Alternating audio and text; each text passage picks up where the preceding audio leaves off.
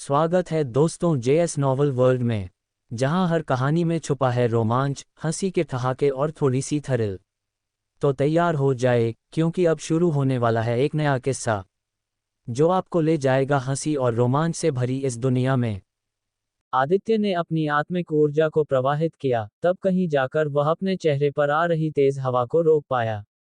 उसके मन में आश्चर्य की एक लहर दौड़ गई। अगर वह अपनी सबसे तेज गति और रहस्यमयी हवा तकनीक का भी इस्तेमाल करता, तो भी उसकी गति इसके 30% से भी कम होती।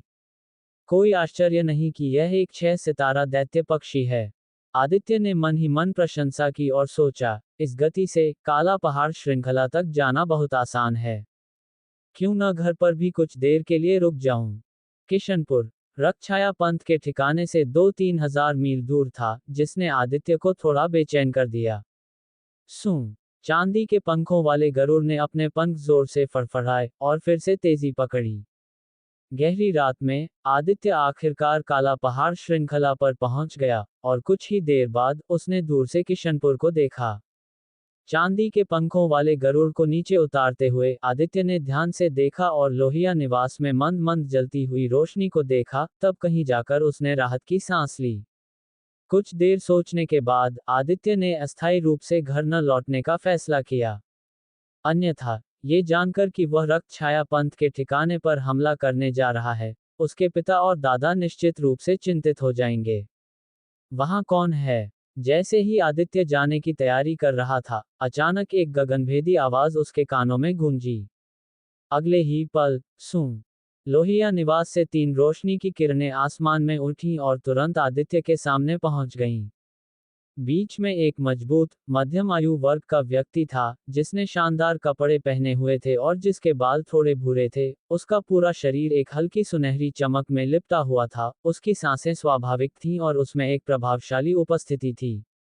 मध्यम आयु वर्ग के व्यक्ति के बगल में 2 राजसी जानवर थे जो सिंह बाघ जैसे दिख रहे थे, और एक नर्म चमक से घिरे हुए थे। ज्येष्ठ जयंत। मध्यम आयु वर्ग के व्यक्ति को देखकर आदित्य बहुत हैरान हुआ। शानदार पोशाक में मध्यम आयु वर्ग का व्यक्ति जयंत था, जिसने उसे एक शक्तिशाली भूमि स्तरीय शक्ति से बचाया था, और वह यक्षा और जयदेव का तीसरा चाचा भी था। जहां तक 2 राजसी जानवरों का सवाल था, वे सुनहरे सिंह जानवर थे, 4 सितारा शीर्ष स्तरीय दैत्य जानवर जिन्हें जयदेव ने लोहिया निवास में छोड़ दिया था। आदित्य, तो ये तुम हो? आदित्य को पहचान कर जयंत मुस्कुराया और करीब जाने ही वाला था कि चांदी के पंखों वाले गरुड़ की एक नजर ने उसे रोक दिया। दोनों सुनहरे सिंह जानवर और भी ज्यादा डर गए, उनके बाल खड़े हो गए, वे डर से आवाजें निकालने लगे और कांपने लगे। दैत्य जानवरों के बीच पदानुक्रम स्पष्ट था, एक 6 सितारा दैत्य जानवर की भयानक आभा ने उनकी आत्माओं को हिला दिया। आदित्य ने चांदी के पंखों वाले गरुड़ को अपनी आभा को नियंत्रित करने दिया और पूछा, ज्येष्ठ जयंत, आप किशनपुर में क्यों हैं? जयंत ने सांस छोड़ी और जवाब दिया, रक्त छाया पंथ का ठिकाना मिल गया था। सबसे बड़े राजकुमार को डर था कि उनके शिष्य लापरवाही से काम करेंगे, जिससे एक नरसंहार हो सकता है जो किशनपुर को प्रभावित कर सकता है। इसलिए उन्होंने किसी भी दुर्घटना को रोकने के लिए मुझे चीजों की जांच करने के लिए भेजा। धन्यवाद, ज्येष्ठ। आदित्य ने जयंत की ओर हाथ जोड़कर नमस्कार किया, और मन ही मन इस एहसान को याद कर लिया। हालांकि कुछ भी नहीं हुआ था, सबसे बड़े राजकुमार की व्यवस्था ने उनकी अहमियत को दिखाया। हाँ, मैं तो बस फुर्सत में घूम रहा हूँ। तुम्हें मुझे ज्येष्ठ कहने की जरूरत नहीं है। तुम यक्षा के दोस्त हो, तो उसे की तरह मुझे अंकल जयंत कहो। जयंत हंसा, आदित्य की ओर देखा और कहा, आदित्य, मैंने हाल ही में तुम्हारे बारे में काफी अफवाहें सुनी हैं, हर एक उल्लेखनीय। 9% तलवार के सार को समझना और सूर्यवंशी पंथ के शीर्ष 10-20 शिष्यों में से एक बनना। सच में, युवा नायक उभर रहे हैं। जयंत ने बार बार प्रशंसा की, लेकिन मन ही मन वह विचार कर रहा था। जब सबसे बड़े राजकुमार ने उसे आदित्य से मिलवाया था, तो उसे इस बात पर संदेह था कि राजकुमार एक ऐसे व्यक्ति के साथ क्यों जुड़ना चाहते थे जिसे एक अप्रभावी आत्मिक शक्ति माना जाता था। यहाँ तक कि उनकी आखिरी मुलाकात के बाद भी आदित्य का महत्व उसे समझ में नहीं आया था। अब ऐसा लग रहा था कि सबसे बड़े राजकुमार की दूरदर्शिता बहुत तेज थी, उन्होंने दूसरों से बहुत पहले ही आदित्य की क्षमता को देख लिया था, और अब ये छिपा हुआ अजगर बाहर निकल आया था। अंकल जयंत मेरी बहुत ज्यादा प्रशंसा कर रहे हैं। विनम्र होने की जरूरत नहीं है। केवल 9% तलवार के सार को समझना ही तुम्हें तीनों महान पंथों में अलग खड़ा कर देता है। जयंत हंसा और कहा, चलो हम नीचे चलते हैं। तुम्हारे दादा हाल ही में तुम्हारे बारे में बात कर रहे थे। ओह, वह कुछ समय पहले सफलतापूर्वक जागृति नसों की दुनिया में उन्नति कर गए हैं। दादा जागृति नसों की दुनिया में उन्नति कर गए। आदित्य बहुत खुश था, कुछ देर सोचा, और एक भंडारण की अंगूठी निकाली जो उन चीजों से भरी हुई थी जिन्हें वह उपयोग नहीं कर सकता था, जिसमें गुप्त मैनुअल, खजाना और आत्मिक औषधि और आत्मिक गोली शामिल थी। अंकल जयंत, क्या मैं आपको ये सब मेरे पिता तक पहुंचाने के लिए परेशान कर सकता हूँ? तुम वापस नहीं जा रहे हो। जयंत रुका, चांदी के पंखों वाले गरुड़ की ओर देखा, और कुछ समझ गया, तुम रक्त छाया पंथ के ठिकाने पर छापे में भाग लेने जा रहे हो। हाँ, एक बार यह खत्म हो जाए, तो मैं वापस आ जाऊंगा उन्हें चिंता कराने के बजाय। अच्छा, जयंत ने सिर हिलाया, फिर उसका लहजा गंभीर हो गया, ये लड़ाई कोई छोटी बात नहीं है। रक्त छाया पंथ के ठिकाने के भीतर की ताकत अभी भी अज्ञात है, वहां शक्तिशाली व्यक्ति हो सकते हैं, जबकि अन्य उनसे निपटने के लिए तैयार हैं। तुम्हें अत्यधिक सावधानी बरतनी चाहिए। यदि तुम्हें किसी शक्तिशाली व्यक्ति का सामना करना पड़े, तो तुरंत भाग जाओ, संकोच मत करना। इसके अलावा, हमारा शाही परिवार भी इस घेराबंदी में शामिल है। सबसे बड़े राजकुमार को भी इसमें भाग लेना चाहिए। यदि कोई दुर्घटना होती है, तो तुम उनसे मदद मांग सकते हो। समझ गया। आदित्य ने आकलन किया कि उसे जागृति नसों की दुनिया के शक्तिशाली लोगों से डरने की कोई बात नहीं थी, लेकिन वह इतना अहंकारी नहीं था कि शक्तिशाली विरोधियों का मुकाबला कर सके। अंकल जयंत, क्या रक्त छाया पंथ के ठिकाने के भीतर कोई असली गुरु स्तर के शक्तिशाली लोग हैं? आदित्य को रक्त कौवा गुरु और गुरु तू से मिलने की याद आई। दोनों असली गुरु स्तर के लग रहे थे। असली गुरु स्तर के शक्तिशाली लोग। जयंत ने कुछ देर सोचा, ये बहुत असंभव है। हमारा विशाल देव साम्राज्य विशाल चोल साम्राज्य से सटा हुआ है। जब विशाल चोल महारानी ने रक्त छाया पंथ को नष्ट कर दिया, तो उनके विशेषज्ञ बिखर गए, और कोई भी शेष दक्षिण में वनराज क्षेत्र की ओर भाग गया। हम वनराज क्षेत्र के उत्तरी भाग में हैं, इसलिए यहाँ कोई विशेष रूप से मजबूत विशेषज्ञ होने की संभावना नहीं है। बेशक, अगर हैं भी, तो चिंता करने की जरूरत नहीं है। हालांकि शिष्यों को अनुभव प्राप्त करने के लिए इस लड़ाई में कोई भी बड़ा बुजुर्ग हस्तक्षेप नहीं करेगा, लेकिन तीनों महान पंथों द्वारा 3 सर्वोच्च बुजुर्गों को तैनात किया गया है। आदित्य ने सिर हिलाया, ये समझते हुए कि तीनों महान पंथों ने इस कार्रवाई के लिए सावधानीपूर्वक व्यवस्था की थी। तीनों महान पंथों के सर्वोच्च बुजुर्ग सभी असली गुरु स्तर के शक्तिशाली लोग थे। 3 असली गुरु स्तर के शक्तिशाली लोगों की देखरेख में, भले ही गुरु तू और रक्त कौवा गुरु मौजूद हों, उन्हें कोई परेशानी नहीं पैदा करनी चाहिए। अंकल जयंत, तब मैं चलता हूँ। किशनपुर आपको सौंपा गया है। आदित्य ने विदा ली, और चांदी के पंखों वाले गरुड़ की पीठ पर लौट आया। जयंत ने सिर हिलाया, चिंता मत करो, मेरे यहाँ रहते हुए, रक्त छाया पंथ के शिष्य किशनपुर के पास आने की हिम्मत नहीं करेंगे। धन्यवाद। चांदी के पंखों वाले गरुड़ ने अपने पंख फैलाए और विशाल रात में गायब हो गया। एक अप्रभावी आत्मिक शक्ति के साथ यह हासिल करना, सच में अविश्वसनीय। इस क्षमता के साथ, शायद वह सबसे बड़े राजकुमार को 8वें राजकुमार जयदेव को खत्म करने में मदद कर सकता है। जयंत की सोच रात के आकाश में गूंजती रही। अगले दिन दोपहर में, चांदी के पंखों वाले गरुड़ ने धीरे धीरे अपनी गति धीमी कर दी, बादलों से बाहर निकल रहा था। नीचे एक उदास पहाड़ श्रृंखला फैली हुई थी, जो अंतहीन रूप से फैली हुई थी। आसमान से देखने पर यह धरती पर छिपे हुए एक काले अजगर की तरह दिख रही थी, जिससे एक अदृश्य अशुभ आभा निकल रही थी। लगता है हम पहुंच गए हैं। चांदी के पंखों वाले गरुड़ को धीमा होते देखकर, आदित्य ने अनुमान लगाया कि यह लगभग समय हो गया था और तुरंत धुएं की एक लकीर की तरह नीचे उतरा, तेजी से जंगल के पास से उड़ रहा था। ओह, खून की कितनी भारी गंध है। कुछ ही दूर आगे, आदित्य अचानक से गहराई से हैरान हुआ। हवा खून की बदबू से भरी हुई थी जब उसने अपना सिर घुमाया और आगे के जंगल में कटे फटे शवों को देखा, जहां कई दैत्य जानवर मांस पर दावत कर रहे थे। खून से सने हुए अंग चारों ओर बिखरे हुए थे। सूं आत्मिक ऊर्जा उमड़ पड़ी और आदित्य का रूप तुरंत तेज हो गया, शवों के ऊपर पहुंचने के लिए प्रकाश की एक धारा में बदल गया। ये काले कपड़े पहने लोग रक्त छाया पंथ के शिष्य हैं। और छाया देवी पंथ के शिष्य। जमीन पर 6 शवों को मुश्किल से पहचाना जा सकता था। 4 काले कपड़े पहने पुरुषों के अलावा 2 महिला शिष्य छाया देवी पंथ के आंतरिक पंथ शिष्यों की वर्दी पहने हुए थीं, जिनमें से एक को आदित्य ने पहले देखा था जब वह छाया देवी पंथ में था। हालांकि इस पल गोरी महिला का निधन हो गया था और शव भी दैत्य जानवरों द्वारा पहचान से परे चबाया गया था। उसकी खोखली आंखें आसमान की ओर देख रही थीं। गर आदित्य बहुत तेजी से प्रकट हुआ। केवल इसी क्षण में कई दैत्य जानवरों ने प्रतिक्रिया दी। एक गहरे सियान विशाल भेड़िया बाईं ओर से आदित्य पर दहाड़ते हुए झपटा। आदित्य ने आंखें भी नहीं उठाईं और एक मुक्का मार दिया। धम विशाल बल ने हवा को गाढ़ा कर दिया। विशाल भेड़िए को हवा में ही रोक दिया। अगले ही पल विशाल भेड़िए का विशाल शरीर हवा में ही फट गया और बचे हुए आधे शव सैकड़ों मीटर दूर उड़ गए। अन्य दैत्य जानवर इस दृश्य से सीधे डर गए और कराहते हुए भागने लगे। आदित्य ने ध्यान नहीं दिया और विचार कर रहा था, लगता है बड़ी लड़ाई पहले ही शुरू हो चुकी है। अभी भी समय है। जमीन पर खून अभी पूरी तरह से जमा नहीं हुआ था।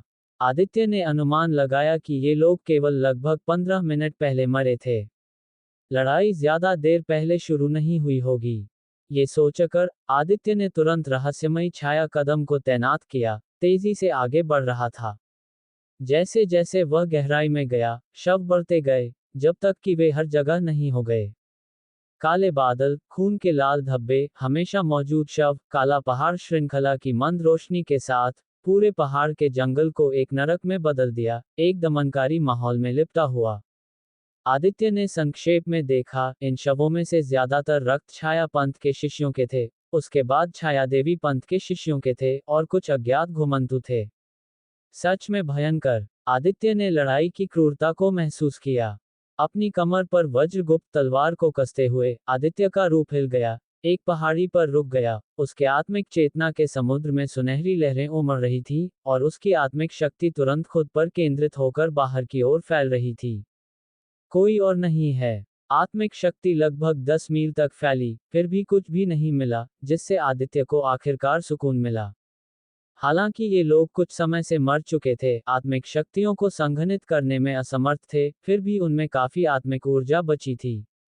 यहाँ आकर आदित्य निश्चित रूप से इसे बर्बाद नहीं होने देगा। हालांकि आत्मिक शक्ति के सार को खाना एक महत्वपूर्ण मामला था, जिसमें सावधानी की आवश्यकता थी। गर आदित्य के पैरों के नीचे से अजगर आकार के प्रेत बिखर गए, चारों ओर के शवों की ओर झपटते हुए।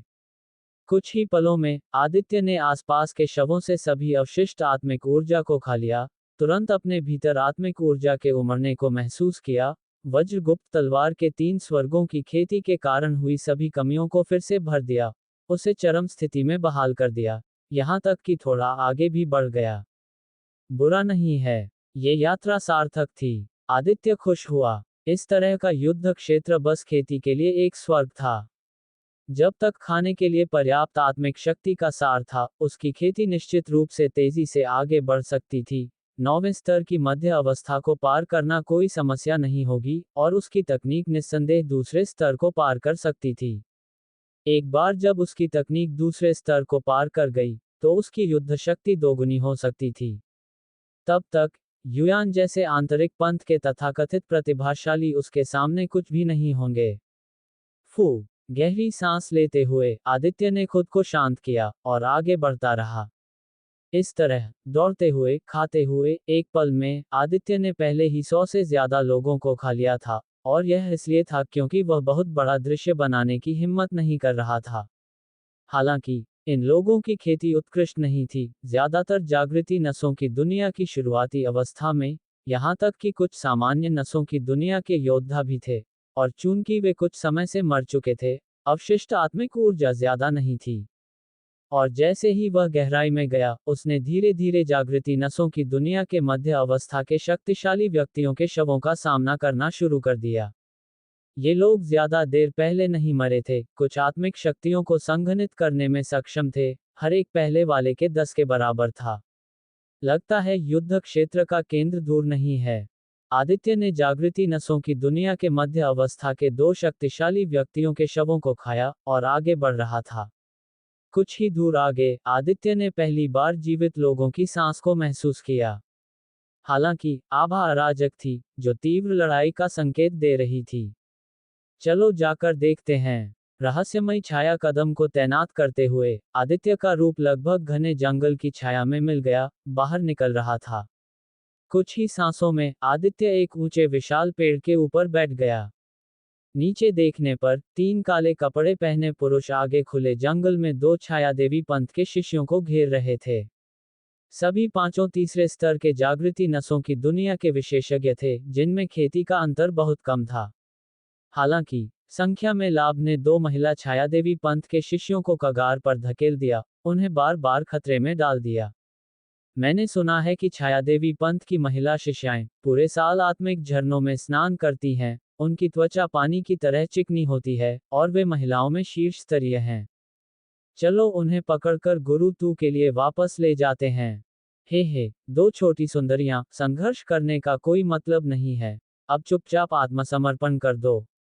3 काले कपड़े पहने पुरुष इस बिल्ली और चूहे के खेल में आनंद लेते हुए लग रहे थे। दोनों को उत्सुकता से नहीं मार रहे थे, केवल उन्हें घेर रहे थे और उनका मजाक उड़ा रहे थे। उनके कपड़े थोड़ा थोड़ा करके फाड़ रहे थे, उनके आकर्षण को प्रकट कर रहे थे। 2 छायादेवी पंथ की महिला शिष्यों का चेहरा पीला पड़ गया। एक ने अपने दांत पीसकर कहा, खुश मत हो, हमारी वरिष्ठ बहन जल्द ही यहाँ होगी, और तब तुम सभी बिना दफन स्थान के मर जाओगे। एक पतले और पीले चेहरे वाले काले कपड़े पहने पुरुष ने संकीर्ण, चमकती आंखों से ठंडे होकर हंसा। वरिष्ठ बहन, वे शायद खुद की रक्षा भी नहीं कर सकती, और सभी काला पहाड़ श्रृंखला में दफन हो जाएंगी। हमारे साथ जाना ही तुम्हारे लिए जीने का एकमात्र तरीका है। अगर मैं मर भी जाऊं, तो भी मैं तुम्हें दानवों को लाभ नहीं उठाने दूंगी। बोलने वाली महिला शिष्या, शर्म और गुस्से से भरी हुई, बचने के अभाव को महसूस करते हुए, तुरंत अपनी तलवार को अपने गले पर खींच लिया। मरना चाहती हो? ये तुम्हारे ऊपर नहीं है। बाईं ओर एक भयंकर दिखने वाले काले कपड़े पहने पुरुष ने क्रूरता से मुस्कुराया, एक बड़ा हाथ लहराया, और एक विशाल खूनी हाथ ने लड़की के हाथ से तलवार छीन ली। आदित्य ने अभी अभी ये दृश्य देखा था। चूंकि वे रक्त छाया पंथ के शिष्य थे, उसने बात करने की परवाह नहीं की, उसका रूप चमका, सीधे नीचे की ओर बढ़ रहा था। तुम कौन हो? भयंकर दिखने वाले काले कपड़े पहने पुरुष ने तेजी से प्रतिक्रिया दी, अपने हाथों को अपनी छाती के सामने पार किया, जोर से बाहर की ओर धकेला, भयंकर रक्त रंग की आत्मिक ऊर्जा को एक रक्त रंग के भंवर में बदल दिया, बाहर निकल रहा था। धम, रक्त रंग का भंवर अभी अभी बना था, एक प्राचीन मुके से सीधे टूट गया, और इससे पहले कि भयंकर काले कपड़े पहने पुरुष प्रतिक्रिया दे पाता, उसका सिर एक धमाके के साथ फट गया, उसका शरीर सख्ती से गिर रहा था। मौत को बुलावा, एक और काले कपड़े पहने पुरुष ने चिल्लाया, उसकी 5 उंगलियां खूनी हुक की तरह थीं, आदित्य की खोपड़ी पर झपटते हुए। सावधान रहो। 2 महिला छायादेवी पंथ की शिष्याएं चौंक गईं, जोर से याद दिलाते हुए। आदित्य ने देखा भी नहीं, सीधे रहस्यमयी हवा तकनीक को सक्रिय किया, उसके पीछे आत्मिक ऊर्जा का एक तूफान इकट्ठा कर रहा था। आत्मिक ऊर्जा का तूफान लगातार संघनित होता रहा, अपनी सीमा तक पहुंच गया और फिर विस्फोटक रूप से फट गया। एक धमाके के साथ, दौड़ने वाला काले कपड़े पहने पुरुष विस्फोट की सीमा में था, उसकी सुरक्षात्मक आत्मिक ऊर्जा और शरीर सीधे फट गए, खून और मांस उड़ रहा था। यह एक चाल थी जिसे आदित्य ने रहस्यमयी हवा तकनीक की खेती करते समय कल्पना की थी, जिसे पहली बार वास्तविक युद्ध में इस्तेमाल किया गया था। जागृति नसों की दुनिया का मध्य अवस्था विशेषज्ञ। अंतिम काले कपड़े पहने पुरुष ने तेजी से सांस ली, डर से उसका चेहरा सफेद पड़ गया, और वह भागने के लिए मुड़ गया। आदित्य ने धीरे से अपनी तर्जनी उंगली उठाई, शून्य की ओर इशारा करते हुए। सूं, एक तलवार की शक्ति बाहर निकली। एक दयनीय चीख के साथ काले कपड़े पहने पुरुष के पैर जबरन काट दिए गए, उसका आधा शरीर जमीन में गहराई से गिर गया। धन्यवाद वरिष्ठ भाई, आपके समय पर बचाव के लिए। आज का जीवन रक्षक अनुग्रह ऐसा है जिसे मेरी बहन और मैं कभी नहीं चुका सकते, भले ही हमें टुकड़ों में क्यों न तोड़ा जाए। छायादेवी पंथ की 2 महिला शिष्याएं, जो अभी अभी यमलोक से मुश्किल से बची थीं, राहत में आंसुओं से भर गईं। ये सिर्फ उनके जीवन को बचाने के बारे में नहीं था। अगर वे रक्त छाया पंथ के शिष्यों के हाथों में गिर गई होती, तो उन्हें मरना भी मुश्किल लगता। ओह, आप सूर्यवंशी पंथ के वरिष्ठ भाई आदित्य हैं। एक और महिला शिष्या ने आदित्य को छायादेवी पंथ के 5 रंगों के मूल वसंत में पहले देखा था और तुरंत चिल्ला उठी, उसके गाल लाल हो गए थे।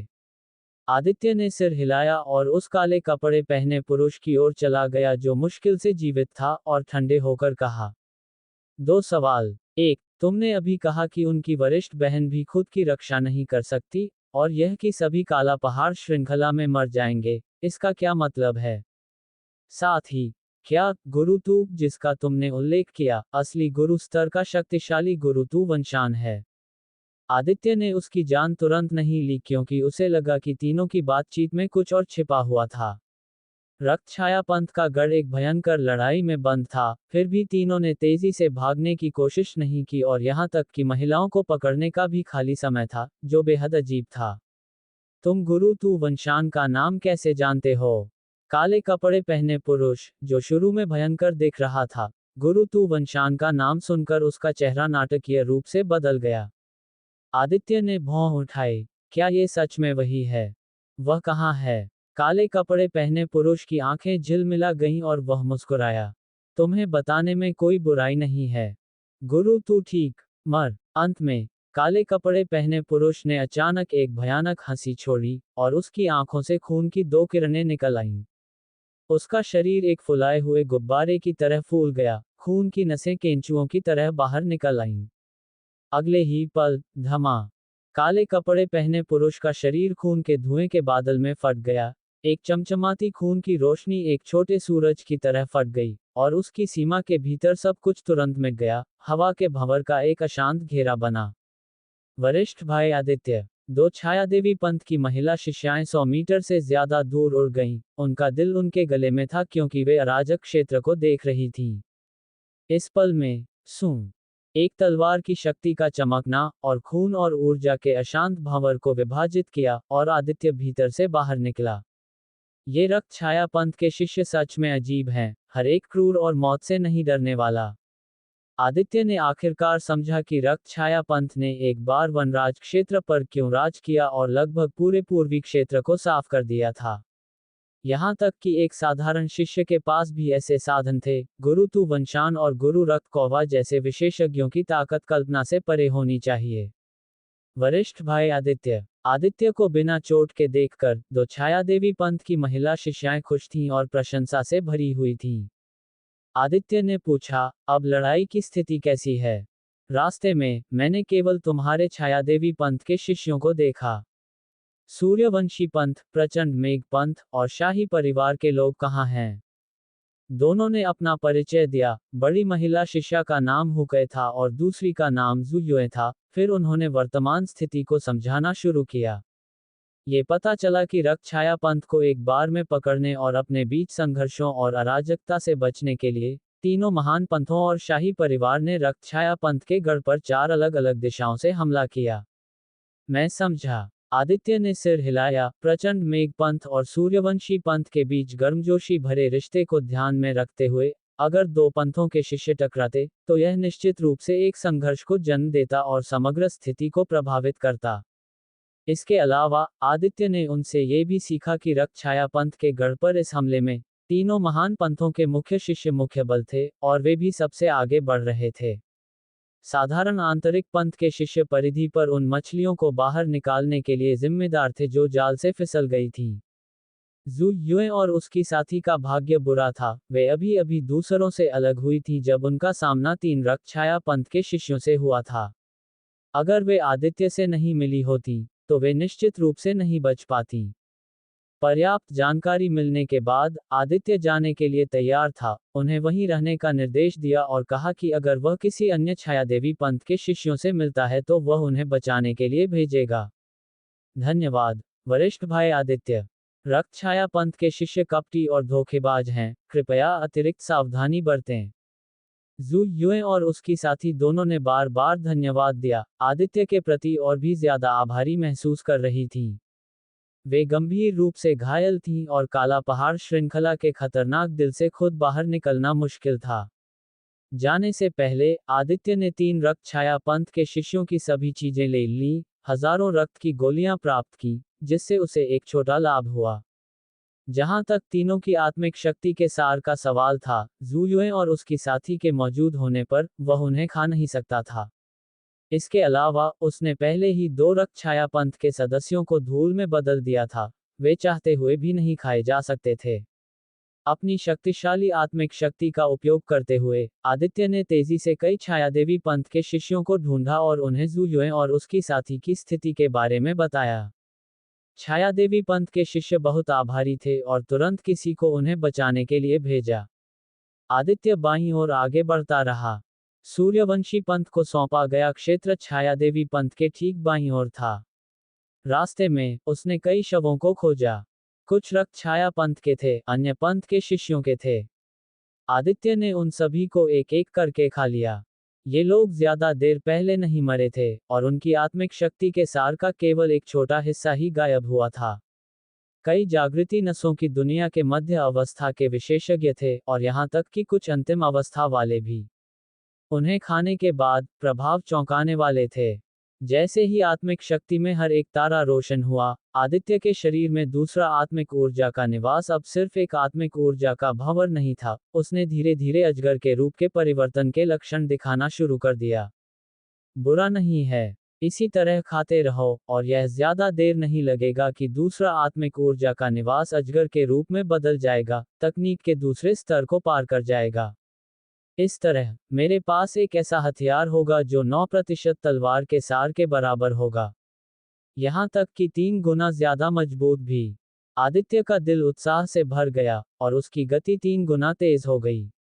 इस पल में अचानक दूर घने जंगल में 2 रूप चमके, तेजी से और पागलपन से दौड़ते हुए। आदित्य ने अपनी भौहें उठाईं और ऊपर देखा।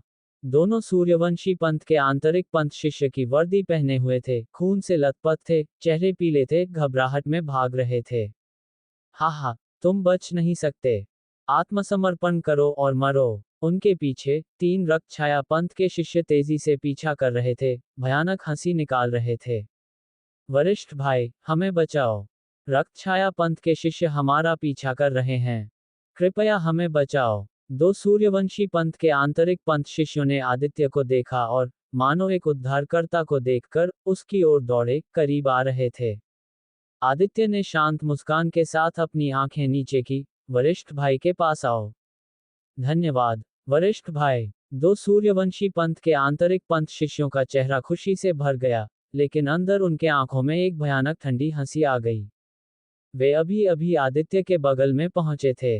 अचानक सूं, एक तलवार की रोशनी की चमक और दोनों ने केवल अपनी गर्दन पर एक ठंडक महसूस की क्योंकि दुनिया पागलपन से घूमना शुरू हो गई। धम धम, 2 बिना सिर के शव हवा से गिर गए। क्या? 3 पीछा कर रहे रक्त छाया पंथ के शिष्य चौंक गए। एक ने बुरी तरह से चिल्लाया, तुम इतने निर्दयी, तुमने अपने साथियों को भी मार डाला। तुम्हारी योजना अच्छी थी, लेकिन अफसोस, मुझसे मिलकर तुम्हारी किस्मत केवल एक रास्ते पर तय है, मौत। आदित्य ने शांत होकर कहा। शुरू में उसने कुछ भी संदिग्ध नहीं देखा था। दुर्भाग्य से ये 2 सूर्यवंशी पंथ के शिष्यों का रूप धारण करने वालों पर शाही महल का प्रतीक चिन्ह था। आंतरिक पंथ चौक पर घटना के बाद आंतरिक पंथ में शाही महल का कौन सा शिष्य उसे नहीं पहचानेगा। उन पर हत्या की मंशा ने इस बात की पुष्टि की। धिक्कार है, उसे मार डालो। 3 रक्त छाया पंथ के शिष्य क्रोधित थे, उन्होंने इस रणनीति का उपयोग कर 1 दर्जन से ज्यादा पंथ के शिष्यों को बिना किसी सजा के मार डाला था और अब एक महत्वहीन लड़के के हाथों में ठोकर खा गए थे। मारो, तीनों ने आदित्य पर हमला किया। आदित्य ने सिर हिलाया। 3 तलवार की शक्ति के निशान चमके और 3 और शव जमीन पर थे। आदित्य ने अपनी वज्रगुप्त तलवार को वापस रख दिया, 5 रक्त छाया पंथ के शिष्यों के शवों को इकट्ठा किया और तुरंत खाने की प्रक्रिया शुरू करने के लिए अपने शरीर के भीतर 9 रंगों के तराजुओं को सक्रिय किया।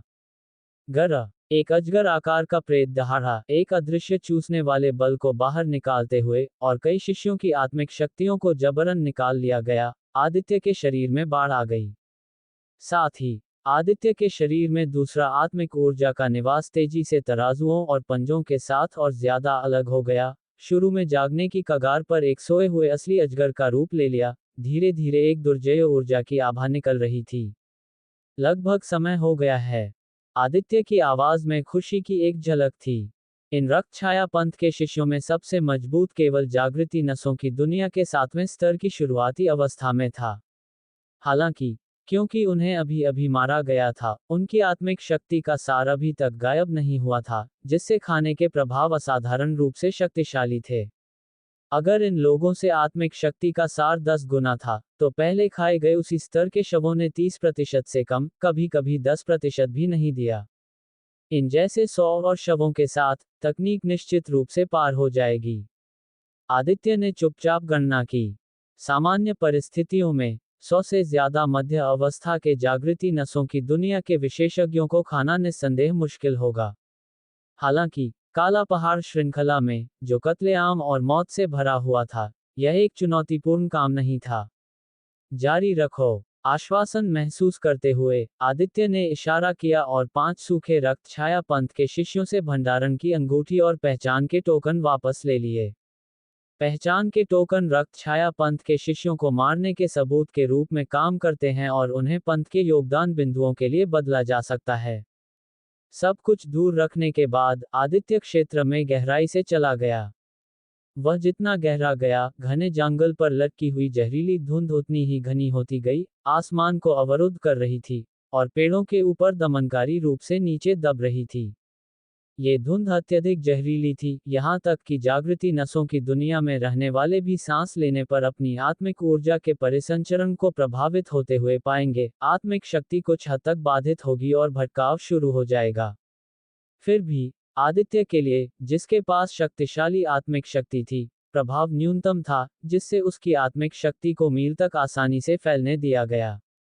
इस लाभ का उपयोग करते हुए आदित्य जीवित रक्त छाया पंथ के शिष्यों की तलाश करते हुए यात्रा कर रहा था। ये शिष्य अभी अभी एक घेराबंदी से बच निकले थे। जब वे आदित्य के हत्या के उन्माद का सामना करते थे, तो उनकी राहत कम समय के लिए होती थी। बिना विरोध करने का मौका भी मिले वे मिट जाते थे। थोड़े समय में आदित्य ने 34 और रक्त छाया पंथ के शिष्यों का वध कर दिया, और रास्ते में खाए गए शवों के साथ उसके शरीर में एक शक्तिशाली नदी की तरह आत्मिक शक्ति का सार जमा हो गया, जो तकनीक के दूसरे स्तर के करीब आ रहा था। इसके अलावा आदित्य की सभी 81 जुबान नसों जागृत हो गईं और उन्नत होना जारी रहीं, 9वें स्तर की मध्य अवस्था में एक सफलता की ओर बढ़ रही थी। विभिन्न कारकों से प्रभावित होकर उसकी कुल शक्ति लगातार बढ़ी। एक बार जब ये लड़ाई खत्म हो जाएगी, तो मैं डोमेन सूची पर शीर्षक के लिए प्रतिस्पर्धा करने में सक्षम हो सकता हूँ। उत्साह के साथ आदित्य ने अपनी आत्मिक शक्ति को एक विशाल जाल की तरह विकिरणित किया, अपने चारों ओर सब कुछ स्कैन कर रहा था, अपने दिमाग में थोड़ी सी भी हलचल को पकड़ रहा था। मिल गया। आदित्य एक बोल्ट की तरह आगे बढ़ा, मील दूर एक घने जंगल के बीच में प्रकट हुआ। टूटे हुए जंगल में कई रक्त छाया पंथ के शिष्यों के शव बिखरे हुए थे। बिना किसी हिचकिचाहट के आदित्य ने खाने की प्रक्रिया शुरू करने के लिए 9 रंगों के तराजुओं को सक्रिय किया। जैसे ही खाना शुरू हुआ, उसने तुरंत कुछ गलत महसूस किया। पिछले शवों को देखते हुए युद्ध क्षेत्र के केंद्र के जितना करीब, शवों के मरने का समय उतना ही कम था। ये लोग स्पष्ट रूप से ज्यादा देर पहले नहीं मरे थे, फिर भी उनका ज्यादातर सार रक्त गायब हो गया था। उनकी त्वचा सिकुड़ गई थी, मानो वे बहुत पहले मर गए हों। क्या हो रहा है? क्या किसी ने सार रक्त को परिष्कृत करने के लिए एक तकनीक की खेती की है? आदित्य ने अपनी भौहें गहरी कर ली, इसे समझ नहीं पा रहा था, और अपने रास्ते पर चलता रहा। एक पहाड़ की घाटी में एक तीव्र लड़ाई चल रही थी। 4 सूर्यवंशी पंथ के शिष्य 7 प्रचंड मेघ पंथ के शिष्यों द्वारा घिरे हुए थे। 2 रक्त छाया पंथ के शिष्यों के शवों के अलावा एक सूर्यवंशी पंथ के आंतरिक पंथ शिष्य का शव गहरे लाल खून से सने हुए धरती के बीच पड़ा था। चंदन रक्त छाया पंथ के गढ़ पर हमला करने के लिए 3 पंथों के एकजुट होने के साथ हमें रक्त छाया पंथ के बचे हुए लोगों को खत्म करने के लिए मिलकर काम करना चाहिए। तुम ऐसे समय में हम पर कैसे हमला कर सकते हो? क्या तुम रक्त छाया पंथ की मदद नहीं कर रहे हो और एक जासूस की तरह काम कर रहे हो? अगर यह उजागर होता है तो न केवल तुम्हारी प्रतिष्ठा बर्बाद हो जाएगी, बल्कि तुम्हारे प्रचंड मेघ पंथ की प्रतिष्ठा भी खराब हो जाएगी। चांदनी ने अपने लाल होंठों को काटा। एक पतली आंख वाले प्रचंड मेघ पंथ के शिष्य पर गुस्से से घूर रही थी, उसकी आंखें आक्रोश से भरी हुई थीं। उन्होंने शुरू में 2 रक्त छाया पंथ के शिष्यों का पीछा किया था, लेकिन महत्वपूर्ण क्षण में चंदन अचानक 6 प्रचंड मेघ पंथ के शिष्यों के साथ प्रकट हुआ और बिना एक शब्द कहे उन पर एक क्रूर हमला किया। एक बड़े भाई इनाम्स को उनकी रक्षा के लिए मौके पर ही मार दिया गया था। चंदन ने व्यंग्य किया, यहाँ निराधार आरोप मत लगाओ। मैं रक्त छाया पंथ के शिष्यों को मारना चाहता हूँ, लेकिन तुम भी नहीं जियोगे। उस पर दोष लगाओ जिसने मुझे चंदन को भड़काने की हिम्मत की। हा हा हा। चंदन ने एक लंबे एक हाथ वाले युवा की ओर इशारा किया। वह लक्षित था, आदित्य का बाहरी पंथ में साथी शिष्य। एक पिछली पंथ मिशन के दौरान चंदन और लक्षित का एक संघर्ष हुआ था, जहां चंदन का थोड़ा सा चेहरा उतर गया था। खांसी। लक्षित हंगामे के दौरान गंभीर चोटों से पीला चेहरा, हल्के से खांसा और आगे बढ़ा, चंदन को एक गहरी आवाज में संबोधित करते हुए। मैं पूरी जिम्मेदारी लूंगा, चंदन। ये तुम्हारे और मेरे बीच है, न कि उनके। मैं रुकूंगा। तुम जो चाहो करो, लेकिन उन्हें जाने दो। भाई लक्षित। चांदनी की अभिव्यक्ति नाटकीय रूप से बदल गई। लक्षित ने सिर हिलाया, नुकसान को पहचानते हुए, क्योंकि विरोधियों की संख्या ज्यादा थी, जिसमें 9वें स्तर की जागृति नसों की दुनिया के चरम पर एक मुख्य शिष्य था, जबकि उनकी तरफ सबसे मजबूत केवल 5वें स्तर पर था। घायल था, बिना झुके, वे सभी आज यहां मर सकते थे। हा हा। चंदन ने तिरस्कारपूर्वक हंसा, अब तुम हार मान रहे हो। क्या तुम पहले काफी अहंकारी नहीं थे? बहुत बुरा, बहुत देर हो चुकी है। तुम्हें मारना या 2 को मारना एक ही है। तुम में से कोई भी आज यहाँ से जीवित नहीं जाएगा। तुमने काफी रक्त छाया पंथ के शिष्यों को मारा होगा, जो हमारे लिए सुविधाजनक है। पास में एक कड़ाईदार कपड़ों में लंबा युवा भड़क गया और आग्रह किया, चंदन, जल्दी करो और इसे खत्म करो। मुझे भाई युयान के साथ फिर से मिलना है। ये चंदन का बड़ा भाई था। चंदन हैन, 9वें स्तर की जागृति नसों की दुनिया की मध्य अवस्था में एक शक्तिशाली मुख्य शिष्य। ठीक है, हमला करो। मैं खुद इस अपंग से निपटूंगा। एक जोर से चिल्लाहट के साथ चंदन ने लक्षित की ओर एक अंतिम कौशल हमला शुरू किया। धम। लक्षित ने एक हथेली से जवाब दिया। दोनों चंदन की तरह दूसरे स्तर की जागृति नसों की दुनिया के अंतिम अवस्था में थे। सामान्य परिस्थितियों में लक्षित चंदन को गंभीरता से नहीं लेता, लेकिन इस पल बुरी तरह से घायल, यहां तक कि उसकी आत्मिक ऊर्जा को प्रवाहित करना भी चुनौतीपूर्ण था। पफ।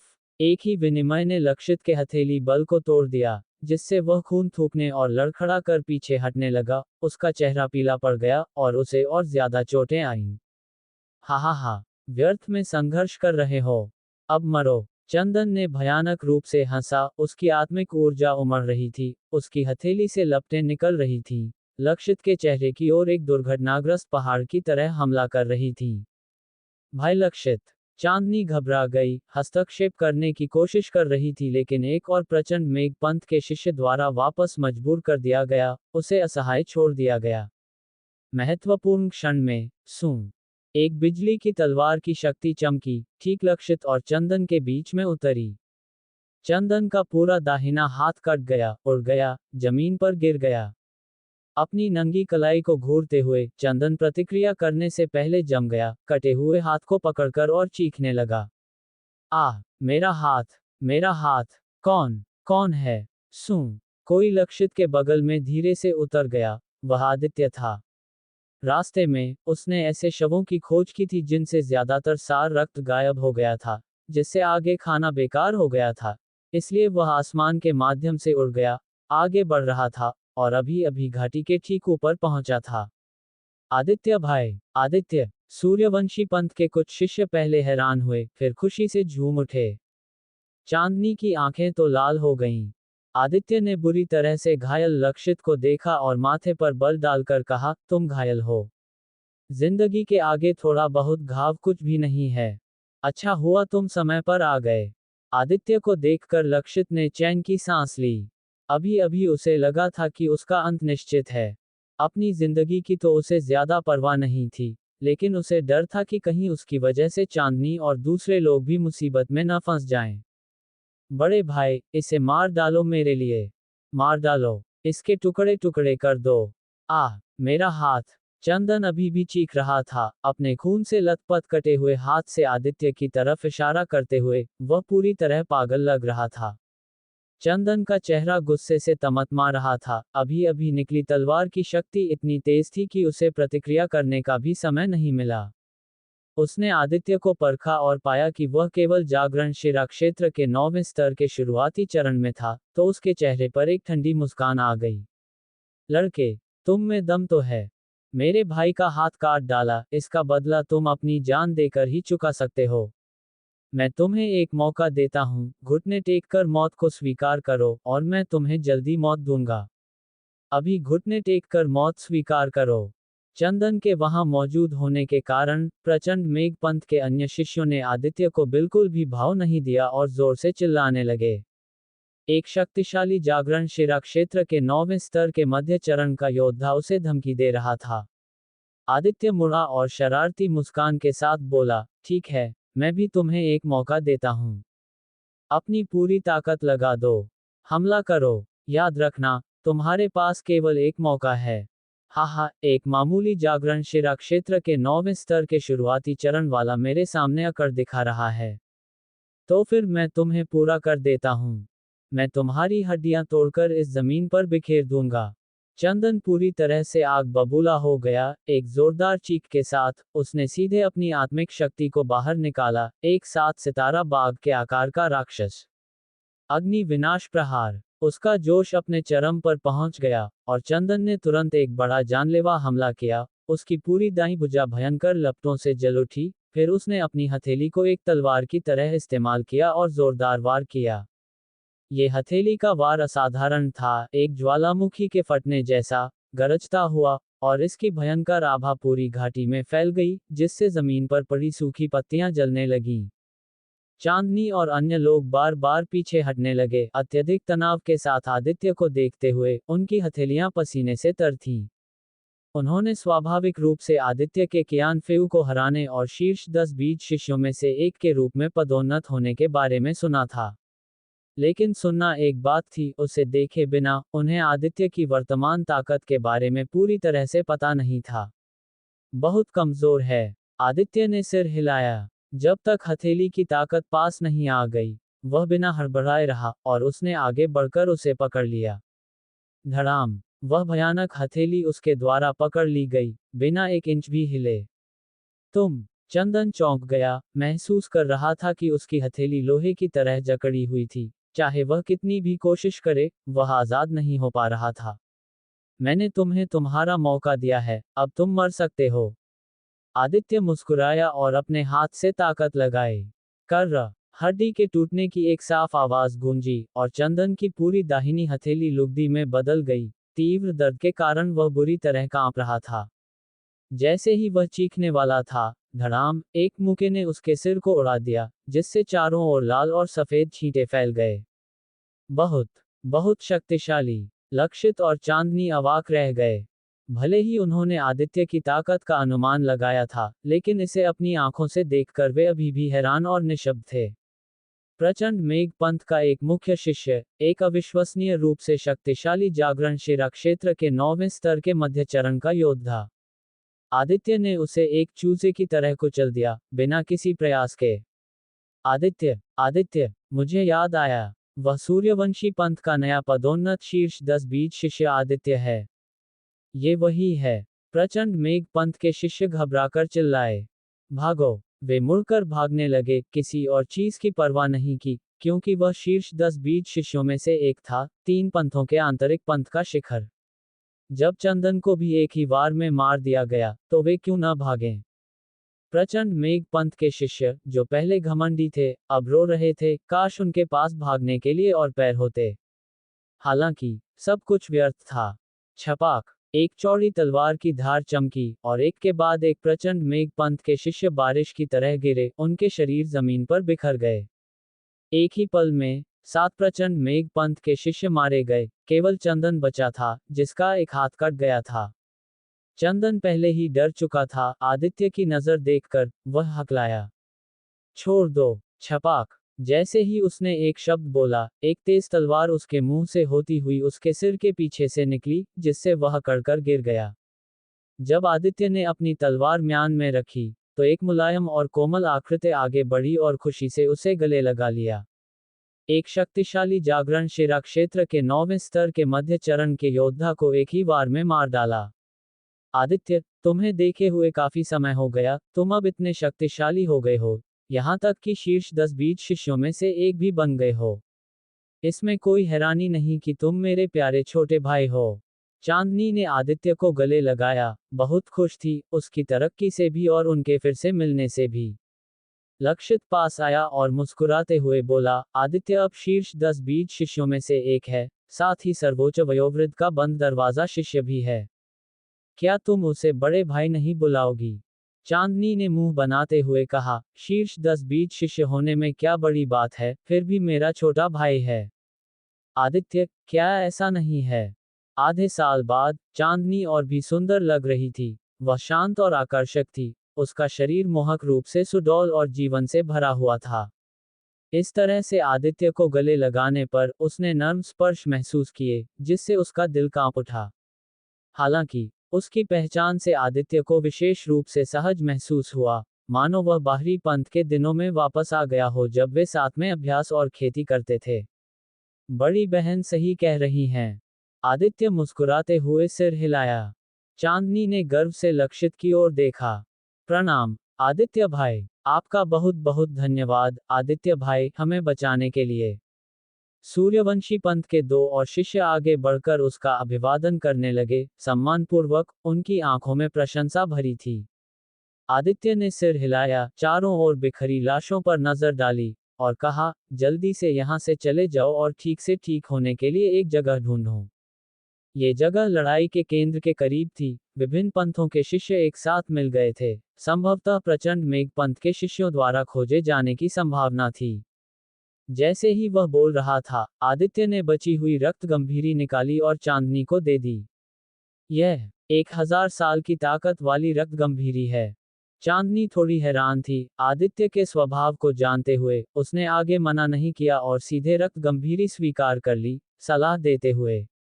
आदित्य, आगे रक्त छाया पंथ का गढ़ है, वहां लड़ाई बहुत तीव्र है, कथित तौर पर 2 शीर्ष 10 बीज शिष्य मारे गए हैं। बहुत सावधान रहना, खुद पर बहुत ज्यादा जोर मत डालना। मैं समझ गया, आदित्य ने सिर हिलाया। बात करते करते, मरे हुए सूर्यवंशी पंथ के शिष्य के शरीर को पहले ही इकट्ठा कर लिया गया था। शव को देखकर, चांदनी ने अपने लाल होंठों को काटा, उसकी आंखें कुछ लाल थीं। अगर हमारी रक्षा नहीं की होती, तो यू भाई। सिर हिलाते हुए, चांदनी ने लक्षित और अन्य लोगों के साथ जाने से पहले आदित्य को कई बार फिर से याद दिलाया, यू भाई के शरीर को लेकर। उनकी दूर होती आकृतियों को देखते हुए, आदित्य ने एक पल के लिए उदासी महसूस की। इस रास्ते में, उसने बहुत ज्यादा खून और मौत देखी थी। खेती के रास्ते पर, ये लाशों का पहाड़ और खून का सागर है, जिसमें ज्यादा लोग गिरते हैं, लाशों के पहाड़ और खून के सागर का हिस्सा बन जाते हैं। ज्यादा ऊंचाइयों तक पहुंचने के लिए, कोई केवल इन हड्डियों पर कदम रखकर आगे बढ़ सकता है। फूह, गहरी सांस लेते हुए, आदित्य ने 7 प्रचंड मेघ पंथ के शिष्यों और रक्त छाया पंथ के शिष्यों की लाशों को इकट्ठा करना शुरू कर दिया। चंदन के शरीर पर नजर डालते हुए, आदित्य ने सोचा, जागरण शिरा क्षेत्र के 9वें स्तर के मध्य चरण का एक शक्तिशाली व्यक्ति। उनकी आत्मिक शक्ति सार को निगलने के बाद, जुबानलॉन्ग तकनीक दूसरे स्तर पर पहुंच जानी चाहिए। अपने उत्साह को दबाते हुए, आदित्य ने तुरंत निगलना शुरू कर दिया। अरे, क्या हो रहा है? जैसे ही निगलना शुरू हुआ, आदित्य चौंक गया। उसने अपनी आंखें खोली, पूरी तरह से अविश्वास से भरी हुई थीं। आदित्य ने अपने सामने 9 लाशों को देखा, उसकी भौहें गहरी चढ़ गईं। ये लोग साफ तौर पर अभी अभी मरे थे। उनमें से 7 प्रचंड मेघ पंथ के आंतरिक पंथ के शिष्य थे, जिन्हें उसने खुद मारा था। उनके शरीर में अभी भी थोड़ी गर्माहट थी। तार्किक रूप से, इतने कम समय में, उनके सार ऊर्जा का कोई नुकसान नहीं होना चाहिए था। फिर भी तथ्य यह है कि प्रचंड मेघ पंथ के 7 शिष्यों के सार ऊर्जा पहले ही आंशिक रूप से बिखर चुकी थी। जहां तक रक्त छाया पंथ के 2 शिष्यों की बात थी, ये और भी अतिरंजित था। उनकी सार ऊर्जा कम से कम 30 या 40% बिखर चुकी थी। क्या वे लाशें भी हो सकती हैं? आदित्य को उन लाशों की याद आई जिनकी सार ऊर्जा पहले बहुत ज्यादा बिखर गई थी। उसने मूल रूप से सोचा था कि किसी और ने सार रक्त को परिष्कृत करने के लिए एक तकनीक का विकास किया था और वे वहां पहले पहुंच गए थे। या शायद ये रक्त छाया पंथ के शिष्य थे। रक्त छाया पंथ के शिष्य अपनी क्षमता को प्रोत्साहित करने के लिए मानव सार रक्त को परिष्कृत करने की अपनी क्षमता के लिए जाने जाते हैं। ये लंबे समय से कोई रहस्य नहीं रहा है। लेकिन अब ऐसा लगता है कि ऐसा नहीं है। अपने मन को शांत करते हुए, आदित्य ने तुरंत अपनी आत्मिक शक्ति को पूरी तरह से बाहर निकाला, ध्यान से महसूस करते हुए। अजीब। एक पल बाद, आदित्य ने अपनी आंखें खोली। जमीन पर खून के धब्बों को घूरते हुए, उसकी नजर कुछ अजीब थी। उसकी आत्मिक समझ में, लाशें लगातार खून से लथपथ सार ऊर्जा की लंटें बिखेर रही थीं। ये खून से लथपथ सार ऊर्जा, मुश्किल से दिखाई दे रही थी, धरती की गहराई में समा गई और फिर, जैसे कि किसी शक्ति द्वारा आकर्षित की गई हो, सभी एक ही दिशा में बहने लगीं। आदित्य इसकी जड़ तक पहुंचना चाहता था और यह पता लगाना चाहता था कि इसके पीछे किस तरह का रहस्य छिपा है। हालांकि, आत्मिक शक्ति के साथ धरती में घुसना पहले से ही बेहद मुश्किल था, और यहाँ काला पहाड़ श्रृंखला में, धरती विभिन्न अराजक आभाओं से भरी हुई थी, जिससे घुसना और भी मुश्किल हो गया था। आदित्य की आत्मिक शक्ति की ताकत के साथ, जब पूरी तरह से लगाया गया, तो ये केवल 1000 मीटर से थोड़ा ज्यादा धरती में फैल सकता था। इससे पहले कि इसकी सीमा तक पहुंच जाता, आगे बढ़ने में असमर्थ था। भले ही उसने इसके पीछे की जड़ नहीं पाए, आदित्य ने एक और आश्चर्यजनक खोज की। धरती के नीचे, रक्त की लंटें, नदियों के मिलने की तरह, एक ही दिशा में सभी दिशाओं से एक नदी की तरह बह रही थीं। ये दिशा वही पहाड़ की चोटी थी जिसकी ओर चांदनी ने पहले इशारा किया था। ये रक्त छाया पंथ के गढ़ का केंद्र भी था। आदित्य ने उस पहाड़ की चोटी की ओर देखा। वह केवल पूरे आकाश को हत्यारे आभा से भरा हुआ देख सकता था। बिजली और गड़गड़ाहट चमक रही थी, इतनी दूरी से भी, भयंकर लड़ाई और लड़ाई की चीखें साफ सुनाई दे रही थीं। मुझे आश्चर्य है कि वहां वास्तव में क्या छिपा है। आदित्य को अप्रत्याशित रूप से दिल में भारीपन महसूस हुआ, एक नैगिंग फीलिंग के साथ कि रक्त छाया पंथ के गढ़ पर यह घेराबंदी उतनी आसानी से नहीं जा सकती जितनी उम्मीद थी। भूल जाओ, पहले खेती करना बेहतर है और जुबान लॉन्ग तकनीक को क्षेत्र के दूसरे स्तर तक उठाने का प्रयास करो। अभी ज्यादा सोचना मदद नहीं करेगा। केवल एक ही रास्ता था कि किसी भी बदलाव के अनुकूल होने के लिए अपनी ताकत को ज्यादा से ज्यादा बढ़ाया जाए। यदि जुबान लॉन्ग तकनीक दूसरे स्तर तक पहुंच सकती, तो वह दोगुनी युद्ध शक्ति को बाहर निकालता, जिससे कुछ भी अप्रत्याशित होने पर भी बहुत ज्यादा आत्मरक्षा मिलती। लाशों का सार रक्त हर पल बिखर रहा था, इसलिए आदित्य ने आगे देरी नहीं की, अपनी टांगें मोड़कर बैठा और सीधे उसे निगलना शुरू कर दिया। गरज। एक ड्रैगन की गर्जना गूंजी, सिवाय रक्त छाया पंथ के 2 शिष्यों के जिन्होंने बहुत ज्यादा सार रक्त खो दिया था, वे आत्मिक शक्ति को संघनित करने में असमर्थ थे। प्रचंड मेघ पंथ के 7 शिष्यों की आत्मिक शक्तियां सभी सफलतापूर्वक छीन ली गईं, आदित्य के शरीर में रशिंग हो गईं। धड़ाम। 7 धाराओं की आत्मिक शक्ति का सार, जिसमें चंदन की 7 सितारा आत्मिक शक्ति भी शामिल थी, भले ही इसका एक हिस्सा बिखर गया था, इकट्ठा किया गया सार आश्चर्यजनक रूप से मजबूत था। एक भयंकर बाढ़ की तरह, आदित्य के शरीर के मेरिडियन से होते हुए उसके डांटियन में रशिंग हुआ। आदित्य के मार्गदर्शन में, आत्मिक शक्ति का सार लगातार सार ऊर्जा हवेली की ओर उमड़ रहा था जिसका पहले से ही एक ड्रैगन जैसा रूप था। कुछ 7 से 8 हिस्से बने थे। इससे सार ऊर्जा हवेली की छिपी हुई गति तेज हो गई। हर सर्पिल के साथ उसके शरीर पर शल्क ज्यादा वास्तविक और स्पिरिटेड हो गए, मानो बंद ड्रैगन की आंखें किसी भी पल खुल सकती हों। 7 हिस्से की समानता, 8 हिस्से, 9 हिस्से। आखिरकार, गरज। एक गूंजती ड्रैगन की गर्जना आदित्य के डांटियन से फूट पड़ी, क्योंकि दूसरी ड्रैगन आकार की सार ऊर्जा हवेली ने अपना परिवर्तन पूरा कर लिया था। ड्रैगन की आंखें खुल गईं, एक दिव्य प्रकाश से चमकती हुई, जैसे बादल में उड़ता हुआ एक सच्चा ड्रैगन। इस पल में, भान, आदित्य से जबरदस्त चीफोर्स का एक उछाल निकला, पूरी घाटी में स्वीपिंग हुआ, हवा पानी की तरह कांप रही थी। आखिरकार तोड़ दिया। आदित्य ने अपनी आंखें खोलीं, बेहद खुश था, तुरंत अपने अंदर 2 ड्रैगन आकार की सार ऊर्जा हवेलियों को सक्रिय किया। गरज। ड्रैगन की गर्जना के साथ 2 ड्रैगन आकार की सार ऊर्जा हवेलियां तेजी से घूमने लगीं। तुरंत, आदित्य के अंदर सार ऊर्जा मात्रा और गुणवत्ता दोनों में बढ़ गई, पूरी तरह से पिछली सीमा से ज्यादा हो गई, जो पहले थी उसकी दोगुनी हो गई। सामने एक छोटे टीले को देखते हुए आदित्य ने सीधे एक मुक्का मारा। धड़ाम। सघन मुक्के की शक्ति घाटी से गुजरी और छोटा टीला बिना किसी निशान के गायब हो गया, केवल कई मीटर गहरे एक विशाल मुक्के का निशान बचा। ये दोगुनी युद्ध शक्ति है। एक साधारण मुक्का मेरे सामान्य पूर्ण शक्ति वाले हमले के बराबर है। आदित्य अविश्वसनीय रूप से चौंक गया था। जब उसने यू लानिक्सन से लड़ाई की थी, अगर वह जुबानलॉन्ग तकनीक के दूसरे स्तर में सफल हो गया होता, तो उसे इतनी मेहनत नहीं करनी पड़ती, बस कुछ ही चालों में परिणाम तय हो जाता। शायद एक ही चाल में। अच्छे मूड में, आदित्य ने तुरंत जुबानलॉन्ग तकनीक को हटा दिया, तुरंत एक खालीपन महसूस हुआ। इन छोटे पलों में, उसकी काफी सार ऊर्जा कंज्यूम्ड हो गई थी। जुबानलॉन्ग तकनीक का दूसरा स्तर वास्तव में जबरदस्त रूप से शक्तिशाली है। हालांकि, खपत भी ज्यादा हो जाती है। लेकिन ये बुरा नहीं है। आखिरकार, दोगुनी युद्ध शक्ति को बाहर निकालने में सक्षम होने पर, खपत का महत्वपूर्ण न होना कोई रास्ता नहीं है। अब से, मैं इसे एक तुरुप का पत्ता मानूंगा।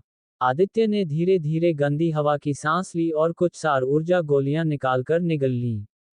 यह अफसोस की बात है कि समय नहीं है, अन्यथा मैं जागरण शिरा क्षेत्र के 9वें स्तर के शिखर को तोड़ने की कोशिश कर सकता था। शायद जुबानलॉन्ग तकनीक में ब्रेक थ्रू के कारण आदित्य ने अपने क्षेत्र में बॉटलनेक को ढीला महसूस किया। अगर उसके पास समय होता, तो उसे 60-70% यकीन होता कि वह जागरण शिरा क्षेत्र के 9वें स्तर के शिखर को तोड़ सकता है। हालांकि, ये स्पष्ट रूप से उस ब्रेक थ्रू के लिए जगह नहीं थी। सिर हिलाते हुए, आदित्य ने हत्यारे इरादे से ढकी पहाड़ की चोटी की ओर देखा, उसकी नजर तेज थी। चलो देखते हैं। छू! एक झटके में, आदित्य आगे बढ़ा। इस बार, उसने आगे देरी नहीं की, मिस्ट शैडो स्टेप को चरम पर धकेल दिया, उसका शरीर एक तैरती हुई रोशनी और परछाई की तरह वॉइड से गुजर रहा था। रास्ते में, पहाड़ों और जंगलों में आकृतियां ज्यादा बार दिखाई दीं। 3 महान पंथों के शिष्य थे, रक्त छाया पंथ के शिष्य थे, और विभिन्न वेशभूषा में विभिन्न जियांगहू विशेषज्ञ थे। रक्त छाया पंथ के शिष्य बहुत कमजोर थे, कुछ तो टोंगशान रेल्म के मार्शल आर्टिस्ट भी थे, जिनमें आदित्य की दिलचस्पी नहीं थी।